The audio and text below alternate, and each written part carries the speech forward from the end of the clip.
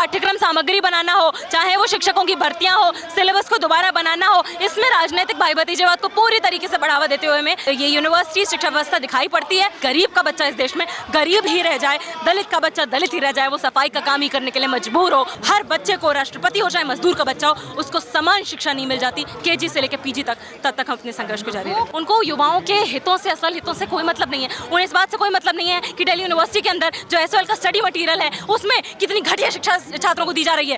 अपने परिवार की फर्स्ट जनरेशन लर्नर भी ना बन पाए, बीच में ही शिक्षा छोड़ने के लिए मजबूर हो जाएं। फंड नहीं मिलता है यूनिवर्सिटीज को, कॉलेजेस को, अब उनको लोन लेना पड़ता है हेफा से। वो लोन की चुकाई कौन करेगा? जिन दलितों के बच्चे गवर्नमेंट स्कूल जा रहे हैं और वहां पर उनको क्लास के बाहर बिठाया जा रहा है, उनसे झाड़ू लगवाया जा रहा है, वो छात्र कैसे प्राइवेट यूनिवर्सिटी तक पहुंचेंगे? नमस्कार, मैं ब्यूटी गिरी और आप देख रहे हैं नेशनल दस्तक। अभी हम मौजूद हैं दिल्ली के जंतर मंतर पर, जहां प्रदर्शन चल रहा है। हमारे साथ मौजूद हैं मुदिता।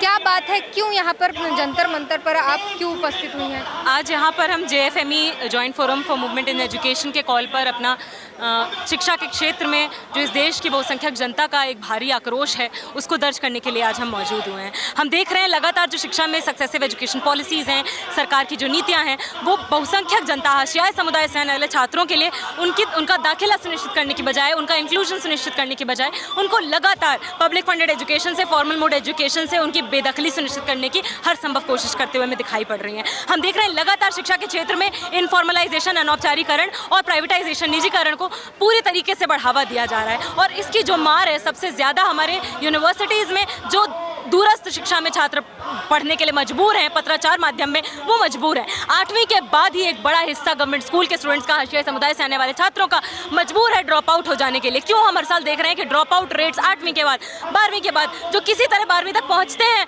वो 12वीं के बाद उनकी 13वीं हो जाती है, मतलब 12वीं के बाद वो ड्रॉप आउट होने के लिए मजबूर हो जाते हैं। और अगर उन्हें कहीं जगह मिलती भी है तो केवल और केवल पत्राचार माध्यम में, जहाँ पर सेल्फ फाइनेंस मोड में बहुत ही घटिया शिक्षा लेने के लिए, अपनी आर्थिक स्थिति और ज़्यादा खराब करवाने के लिए और इस देश में सस्ता मजदूर बनने के लिए उन्हें मजबूर किया जाता है। हम दिल्ली विश्वविद्यालय, देखिए उसके लिए साफ साफ रीज़न ये है कि हमारी सरकारें, हमारी शिक्षा व्यवस्था सीटें नहीं खोलती है, नए कॉलेज नहीं खोलती है, शिक्षा पर खर्चा नहीं बढ़ाती है। नई शिक्षा नीति साफ तौर पर बजट में शिक्षा पे जो खर्चा है उसको बढ़ाए जाने की बजाय उसको और ज़्यादा कम करते हुए, काटते हुए दिखाई पड़ती है। ग्रांट खत्म हो गई है जो UGC से मिलती थी यूनिवर्सिटीज़ को, अब हेफा से लोन के लिए अप्लाई करना पड़ता है। और सबसे बड़ी त्रासदी की बात यह है कि नई शिक्षा नीति 2020 के पहले से ही एक बड़ा हिस्सा इस देश की मेहनत कश आबादी का मजबूर है सेल्फ फाइनेंस मोड में ढकेले जाने के लिए, जो कि पत्राचार का माध्यम है, और अब उसको और ज़्यादा तूल दिया गया है। अब state institutes of open schooling खोले गए हैं, स्टेट्स में। उसके अलावा 12वीं के बाद हम देख रहे हैं ग्रॉस एनरोलमेंट रेशियो केवल हमें ओपन डिस्टेंस लर्निंग मोड्स में ही बढ़ता हुआ दिखाई पड़ता है। रेगुलर में केवल एक अभिजात हिस्सा जो बड़े बड़े प्राइवेट स्कूल से पढ़कर आ रहा है, जो CUET की कोचिंग अफोर्ड कर सकता है, केवल वो ही पहुंच पा रहा है। और छात्रों ने FYUP नहीं मांगा था, फिर भी केवल और केवल कॉर्पोरेट सेक्टर, कोचिंग लॉबी, इनके फायदों को केंद्र में रखकर इस तरीके की नीतियों को लाया जा रहा है। और हम देख रहे हैं, चाहे वो पाठ्यक्रम सामग्री बनाना हो, चाहे वो शिक्षकों की भर्तियां हो, सिलेबस को दोबारा बनाना हो, इसमें राजनीतिक भाई भतीजेवाद को पूरी तरीके से बढ़ावा देते हुए में ये यूनिवर्सिटी शिक्षा व्यवस्था दिखाई पड़ती है, जहां पर ये सुनिश्चित किया जा रहा है दलित परिवारों से आने वाले, आदिवासी परिवारों से आने वाले, जो गरीब परिवारों से आने वाले छात्र हैं, अल्पसंख्यक समुदाय से आने वाले छात्र हैं, उनकी किस तरह से छटनी को सुनिश्चित किया जाए और ये सुनिश्चित किया जाए कि गरीब का बच्चा इस देश में गरीब ही रह जाए, दलित का बच्चा दलित ही रह जाए, वो सफाई का काम ही करने के लिए मजबूर हो और जातिगत पुश्तैनी गरीबी झेलने के लिए देश की बहुसंख्यक युवा मजबूर होते रहे। इसलिए हमारी यहाँ से डिमांड है, हाँ, KG से लेकर PG तक सभी को समान शिक्षा दीजिए, सुनिश्चित कीजिए। वन नेशन वन इलेक्शन की बात करते हैं आप, हम कहते हैं one nation one education system दीजिए। नहीं दे सकते हैं तो आपकी बाकी सारी नीतियां, बाकी सारी शिक्षा नीतियां खोखली हैं, दोयम दर्जे की हैं, उनका चरित्र में दोहरापन साफ हमें दिखाई पड़ता है, जहां पर आपके लिए, सरकारों के लिए केवल पूंजीपतियों का मुनाफा मायने रखता है, देश की युवा जनता का जो हित है, उनके जो अधिकार हैं वो मायने नहीं रखते हैं। इस देश में शिक्षा के लिए बहुसंख्यक जनता का आंदोलन आज का नहीं है, बहुत पुराना है। फातिमा शेख, सावित्रीबाई फुले, ज्योतिबा फुले की विरासत को हम याद करते हुए आज इस संघर्ष में मौजूद हैं, तब तक मौजूद रहेंगे जब तक ओपन डिस्टेंस लर्निंग के स्टूडेंट्स को रेगुलर के बराबर राइट्स नहीं मिल जाते, हर बच्चे को, राष्ट्रपति हो चाहे मजदूर का बच्चा हो, उसको समान शिक्षा नहीं मिल जाती केजी से लेकर पीजी तक, तब तक हम अपने संघर्ष को जारी वो रखेंगे। कौन से स्टूडेंट होते हैं जो प्रधानमंत्री से मिलते हैं, उनकी तारीफ करते हैं, उनकी शिक्षा नीतियों का तारीफ करते हुए दिखाई देते हैं? हमारे प्रधानमंत्री मोदी जी अभी कुछ समय पहले यूनिवर्सिटी में आए थे, जहाँ पर वो पूरा अपना लाइमलाइट लेते हुए मेट्रो के अंदर फोटो खिंचाते हुए छात्रों के साथ पहुंचे थे। और उन छात्रों से ही बाद में जब पूछा गया कि आप कहाँ से आए हैं, तो उनसे बोला गया कि हम तो एबीवीपी से हैं, हमें स्पेशल इनवाइट मिला था इन इवेंट्स के लिए आने के लिए और मोदी जी के साथ बैठकर एक ताज़ा तरीन बेहतरीन फ़ोटो खिंचाने के लिए।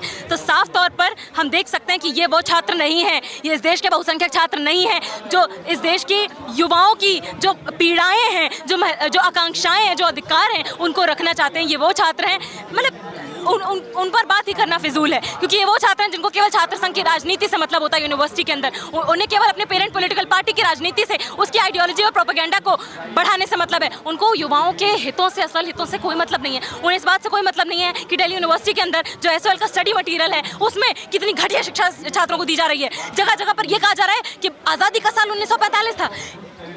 गलतियों में स्टडी मटेरियल में गलतियां नहीं, गलतियों में स्टडी मटेरियल परोसा जा रहा है बहुसंख्यक गरीब छात्रों को सिर्फ इसलिए ताकि वो अपने परिवार की फर्स्ट जनरेशन लर्नर भी ना बन पाए, बीच में ही शिक्षा छोड़ने के लिए मजबूर हो जाएं। तो इसलिए ऐसी परिस्थितियों की मौजूदगी के कारण हमारा यहाँ पर मौजूद होना, हमारे संघर्ष का होना बहुत ज़रूरी है। अलग अलग इलाकों में देश के हमारे जो बस्तियाँ हैं जहाँ पर आज भी छात्र खराब गवर्नमेंट स्कूल में पढ़ने के लिए देश की राजधानी में भी मजबूर हैं कि अंग्रेजी तक का उनको ऑप्शन नहीं मिल रहा है 11वीं 12वीं में, उन स्टूडेंट्स की क्या दिक्कतें हैं, उनको क्या अधिकार है जिनसे वो वंचित है, उनको रखने के लिए उनको हासिल हो सकें, इसलिए हमारा ये आंदोलन बहुत महत्वपूर्ण है। और हम तब तक अपने आंदोलन को जारी रखेंगे जब तक इस देश के सबसे गरीब, सबसे पिछड़े छात्र छात्रा दोनों तक समान public funded education, formal mode education KG से पीजी तक उस तक नहीं पहुंच जाती। शिक्षा नीति की बात करें, शिक्षा नीति 2020 की जो आई थी उसमें छात्रों में तमाम जो है खुशियों की लहर देखे गए थे कि बर्डन कम कर दिया गया उसमें। देखिए, बर्डन कम करने के नाम पर शैक्षिक स्तर का, पब्लिक फंडेड एजुकेशन में शैक्षिक स्तर का बहुत ही भारी तरीके से डाइल्यूशन, डिग्रेडेशन, यानी कि उसके स्तर का की गिरावट सरकार द्वारा, शिक्षा व्यवस्था द्वारा की जा रही है ताकि corporate lobby, private education, private university system को बढ़ावा दिया जा सके, उसको प्रमोट किया जा सके और ताकि एक केवल अमीर हिस्सा ही बेटर एजुकेशन गेन कर पाए। क्यों हम देखते हैं कि इस तरीके की जो ये सिलेबस में चेंजेस लाए जा रहे हैं वो कुछ हिस्से पर ही क्यों थोपे जाते हैं? क्यों हम देखते हैं कि हमारी पब्लिक फंडेड यूनिवर्सिटीज़ के ही अंदर आज छात्रों को मजबूर किया जा रहा है कि ना सिर्फ घटिया स्टडी मटेरियल, उन्हें क्लासेस नहीं दी जा रही हैं, उनको शिक्षकों की भर्ती हम देखते हैं गेस्ट बेसिस पर की जा रही है। प्राइवेटाइजेशन को ग्रेडेड ऑटोनॉमी के नाम पर बढ़ावा दिया जा रहा है। अब फंड नहीं मिलता है यूनिवर्सिटीज़ को, कॉलेजेस को, अब उनको लोन लेना पड़ता है हेफा से। वो लोन की चुकाई कौन करेगा? वो लोन की चुकाई एक बड़े समय से पत्राचार के माध्यम के स्टूडेंट पहले से ही करते आ रहे हैं, क्योंकि वो तो प्राइवेट मोड में पहले ही ढकेले हुए हैं। एनईपी 2020 के पहले से ही वो सेल्फ फाइनेंस मोड में पढ़ने के लिए मजबूर हैं। और अब जो यूनिवर्सिटीज़ हैं अलग अलग देश के स्टेट्स की, जिसकी रैंक जितनी कम है उसको उतना कम लोन मिलेगा और बाहर के को लगता है कि प्राइवेट में ज़्यादा अच्छे काम होते हैं, प्राइवेट में जो काम करने वाले हैं, प्राइवेट में एजुकेशन भी अच्छी है, इलाज भी अच्छा, हर चीज़ प्राइवेट में अच्छा होता है। अगर हर चीज़ प्राइवेट में अच्छा है,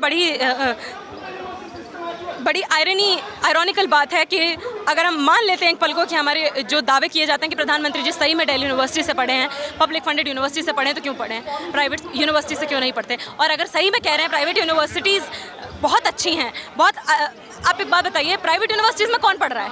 प्राइवेट यूनिवर्सिटीज़ में यूनिवर्सिटी के सफाई कर्मचारी का बच्चा पढ़ पा रहा है क्या? वो प्राइवेट स्कूल तक जो अपने बच्चों को नहीं भेज पा रहे हैं, जो गवर्नमेंट स्कूल तक भी अपने बच्चों को नहीं भेज पा रहे हैं, जिन दलितों के बच्चे गवर्नमेंट स्कूल जा रहे हैं और वहाँ पर उनको क्लास के बाहर बैठाया जा रहा है, उनसे झाड़ू लगवाया जा रहा है, वो छात्र कैसे प्राइवेट यूनिवर्सिटी तक पहुँचेंगे? तो इस देश में अगर अधिकार की कोई बात होती है तो वो अधिकार सिर्फ तभी संभव है जब सरकार उसकी जिम्मेदारी ले और पब्लिक फंडेड एजुकेशन से ये सुनिश्चित हो कि उसको स्कूल और यूनिवर्सिटी दोनों में पब्लिक फंडेड एजुकेशन में उसको हक मिले। क्योंकि ये कोई यूनिवर्सिटी और ये एजुकेशन सिस्टम एहसान नहीं करते हैं पढ़ा के। इस देश की बहुसंख्यक जनता इन यूनिवर्सिटीज़ को चलाती है, इन कॉलेजेस को चलाती है अपनी मेहनत से, अपने योगदान से अपनी अर्थव्यवस्था में, ना कि कोई राजनेता 14-14 घंटे की कोई मजदूरी करके एजुकेशन सिस्टम को नहीं चलाते हैं। तो इसलिए यहाँ से हम ये बात कहना चाहते हैं इस देश की जनता से कि सभी लोग समान शिक्षा के संघर्ष में जुड़िए, वरना आप सोचते हैं कि अगर आपको कुछ विशेषाधिकार मिले हुए हैं कि आप यूनिवर्सिटी तक पहुंच पा रहे हैं, आप प्राइवेट एजुकेशन ले रहे हैं, आप कोचिंग अफोर्ड कर पा रहे हैं, तो आप बाकियों से बेहतर हैं। ऐसा नहीं होगा। अगर अधिकारों पर चोट पहुंचेगी तो आपके विशेषाधिकार भी आपसे कब छीन लिए जाएंगे आपको नहीं पता चलेगा। इसीलिए सबके लिए समान अधिकार, समान शिक्षा की इस लड़ाई में, संघर्ष में साथ आइए, जुड़िए।